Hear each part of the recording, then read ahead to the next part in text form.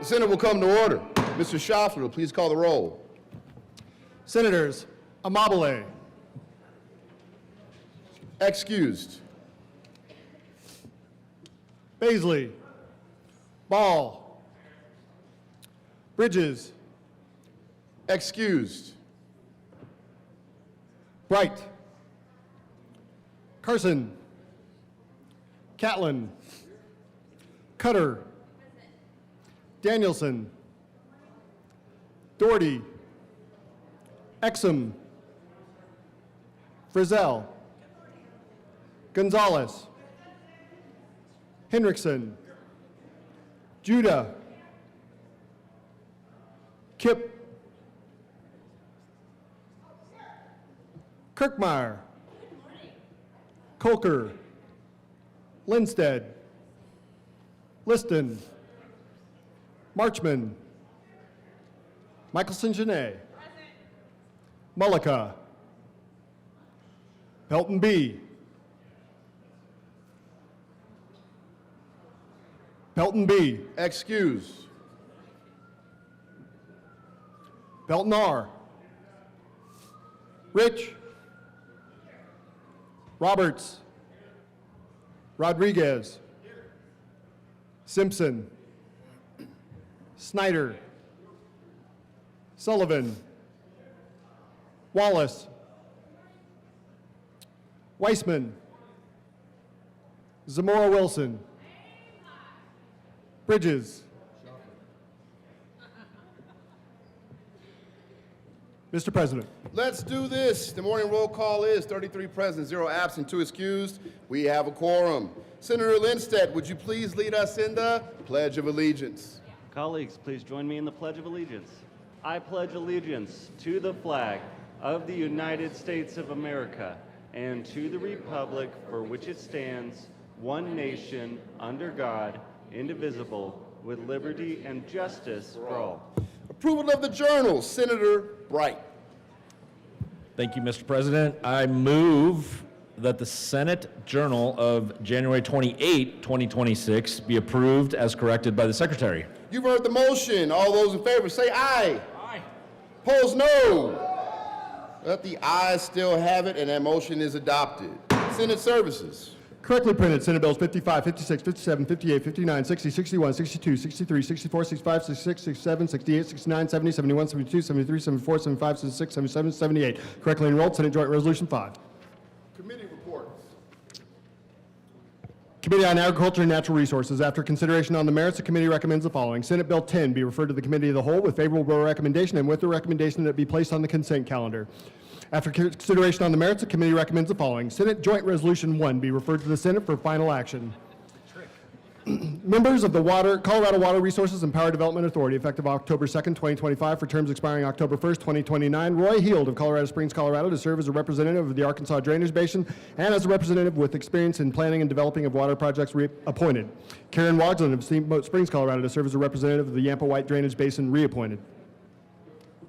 Mr. Schaffler, please add Senator Pelton B to the roll.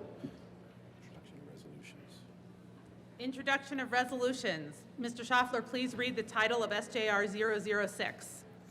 Senate Joint Resolution 006 by Senators Judah and Weissman and Representatives Joseph and Ricks concerning the commitment to Coloradans navigating the complex United States immigration system and ensuring transparency in federal enforcement in our state.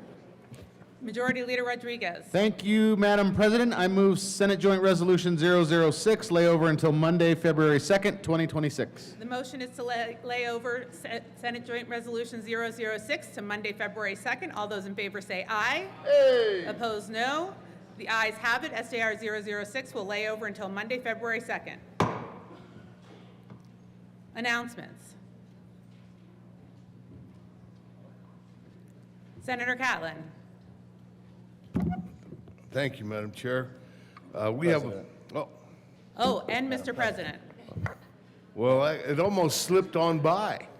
If he hadn't just corrected it, I'd be okay. Madam Chair. Madam President. Madam Chair. President. Madam President. Moment of Yes. privilege.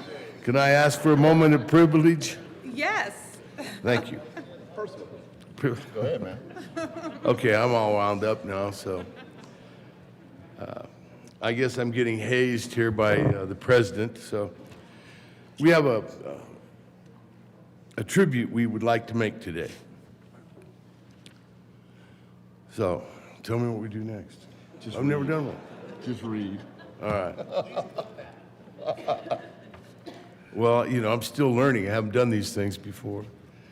Today, I want to bring your attention to a group of people, a family here in Denver, the Weil family. So realize that the man who started this lived to be 107 years old and was still the CEO of his business. That business, Rockmount Ranchwear, here in Colorado. In the words of Papa Jack, the West is not a place, it's a state of mind. This comes from a man that was once called by the New York Times, the king of cowboy culture. It was Jack Weil's innovation that swapped shirt buttons for snaps so cowboys and bull riders could get away when they were caught on the horns. His tailoring, close to the body, with yokes that were designed to broaden the shoulders, made that iconic look that's been sought after by working cowboys, cultural icons, and generations that carry forward the Western state of mind. Mr. President, Thank you, Madam President. Moment of personal privilege. granted. Thank you. Rockmount makes shirts for adults and children, hats and accessories sold through stores throughout the USA in over 20 foreign countries. Rockmount also sells retail at its flagship store and museum on Wazee and through rockmount.com. Rockmount has collaborated with many of Colorado's institutions, including the National Western Stock Show. Creating its 120th anniversary silk scarves and ties, Rockmount has been exhibited at the Denver Art Museum, History Colorado, and has created special shirts for the University of Colorado and Colorado State University. Rockmount has created special shirts and hats for both political parties, for their national conventions. Rockmount is in the collections of the Smithsonian and other major museums around the country. In fact, all of us in this chamber should recognize the iconic Denver Rustlers Western shirt, which is a limited edition Rockmount shirt. Madam President, Yes, Senator Catlin. continue with my personal privilege. Okay. The book, Rockmount Legends, will feature over 200 celebrity photos and stories, including Elvis, President Reagan, Bob Dylan, Bruce Springsteen, and hundreds of movies and TV shows. Recent movies and TV shows have been filmed with Rockmount clothing. Next. Mr. President. We should have planned this better. Madam President, may I continue my moment of personal privilege? Yes, you may. Rockmount has been featured in local, national, and international press, including syndicated newspapers around the world, The Economist, CBS Evening News, National Public Radio, Esquire, and GQ. And you want to read a tribute or you want to keep moving? What? You want to read a tribute or you want to keep moving? Keep moving. I'm ready. Senators, and lastly, good senators, you want to read anything else? Senator Well- Catlin.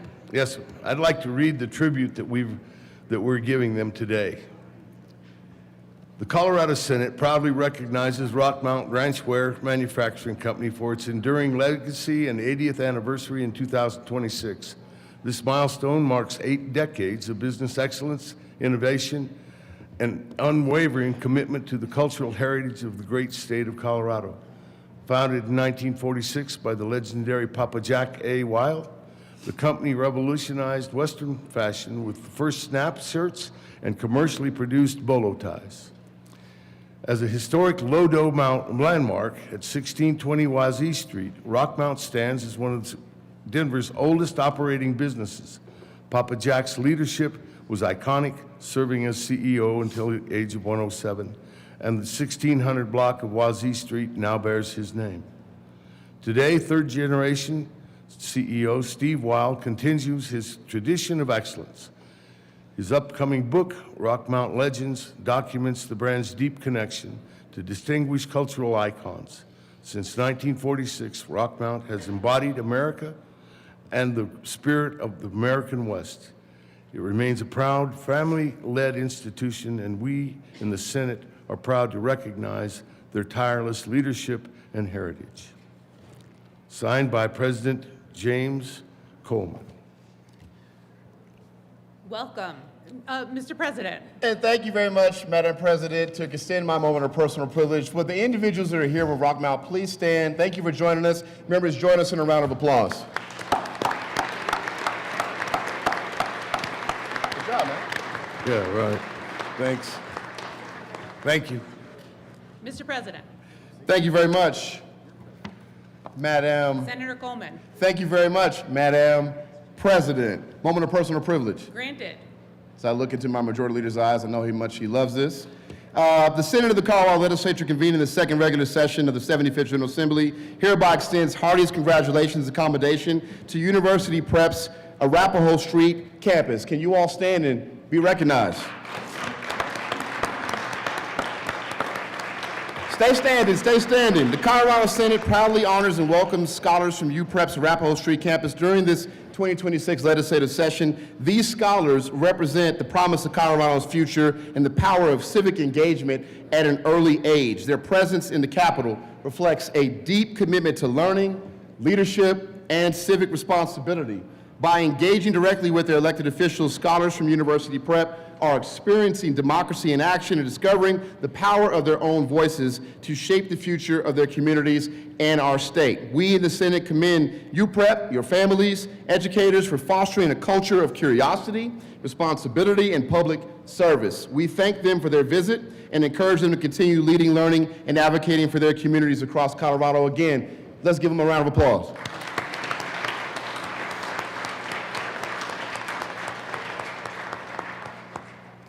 Mr. President. Thank you very- Senator Coleman. Thank you very much, Madam President. Moment of personal privilege. Granted. I swear this is it. I'm so glad, and I know someone's probably going to acknowledge all the folks that are here in the building today when it comes to education, so I'll pass on that, but I'd be remiss if I didn't acknowledge the greatest basketball player to come out of the state of Colorado, the person who looks 10 times better than me, and because he mostly looks like his mother, and he finally got taller than me, which is why, like Jeff Bridges, the good senator from Denver, Greenwood Village, I wear cowboy boots every day to make myself feel taller. My son, James, will you still please stand and be recognized?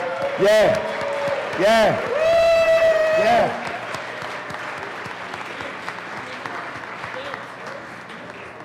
Senator Cutter.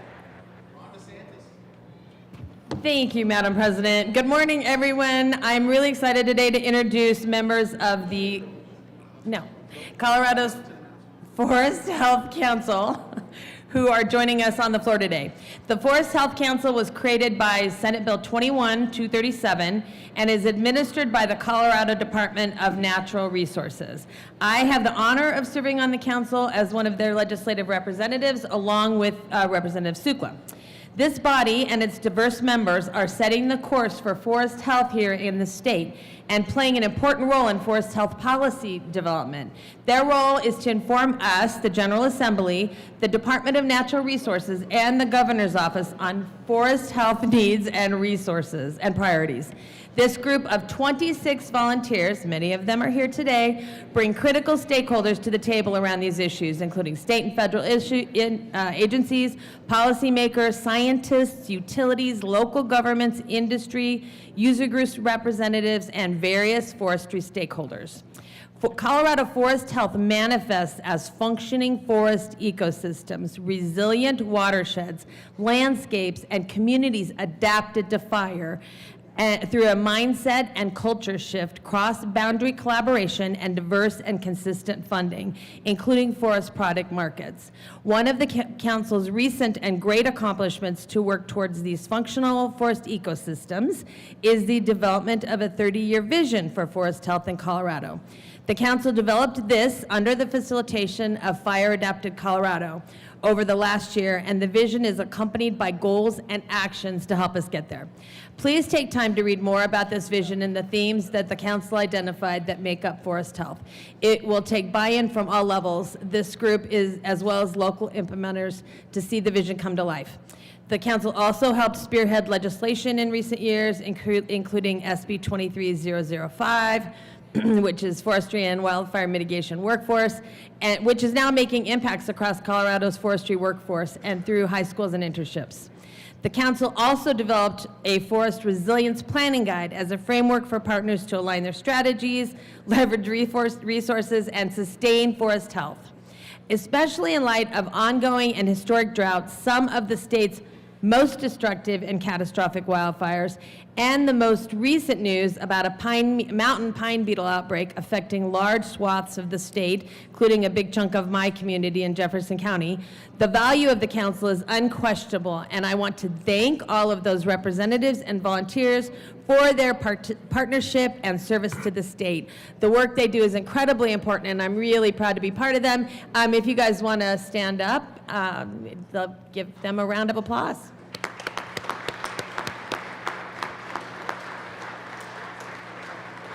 Welcome to the Senate. Thank you for being here. Senator Mullica. Thank you, Mr. President. Members, Senate Health and Human Services Committee will be meeting at 1:30 in the old Supreme Court to hear Senate Bill 32 and Senate Bill 17. Very good. Senator Exum.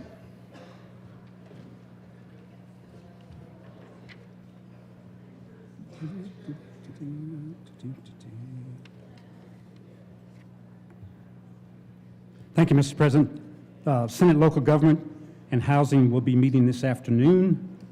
We'll hear, in room 357, we'll hear some presentations from our local governments, and then we'll hear a bill from Senator Roberts and Senator, who's the co-prime? Senator Bridges. 1:30. Thank you. Very good. Senator Roberts and Pelton R. Senator Roberts. Thank you, Mr. President. Colleagues, up here with as a co-chair with the good senator from Cheyenne Wells of the Sportsmen's Caucus, I wanted to let you know that tonight is the legislative reception at the Buckhorn Exchange. This is a really fun event with some great folks, some good food at a very exciting and fun place to be, the Buckhorn Exchange. You should have gotten flyers on your desks. It starts at 6 o'clock this evening, and really hope everyone is invited, and really hope you can make it. Senator Pelton R. Thank you, Mr. President. And if you look at your flyer, all the organizations that are represented and are helping sponsor this tonight, a great group of people to help keep our wildlife conservation alive and well and healthy. So please come talk to these people that take care of the wildlife in this state, and you'll be well pleased. So thank you. Very good. Senator Coker. Thank you, Mr. President. I just wanted to announce that fourth graders from Sandburg Elementary and Littleton Public Schools will be here today. You see a bunch of little fourth graders running around. One of them will look a lot like me. So please say hi to them when you see them. Thank you. Very good. Senator Lister. Thank you, Mr. President. Mr. President, I've spoken to the minority leader and the majority leader and asked to be excused tomorrow. Thank you very much. Very good. The greatest minority leader of all time. Thank you, Mr. President. Announcement for tomorrow morning, you have a flyer on your desk, but the Colorado Science and Technology Policy Program having breakfast burritos and coffee in front of the old Supreme Court building. A wonderful opportunity to engage with a resource to you all that's brand new this year, a policy fellowship with 4 exceptional experts in this space, healthcare, AI, natural resources, and energy, to work on your behalf on policy. It's an amazing opportunity in collaboration with the Denver Museum of Nature and Science and the Institute for Science and Policy. Come enjoy and meet. Be a wonderful experience. Thank you, Mr. President. Very good. Further announcements. Mr. Majority Leader. Thank you, Mr. President. I was given a nice note to tell you that we are adjourning and you do not need to return. And so instead of that, I'm just going to say stay classy, Colorado.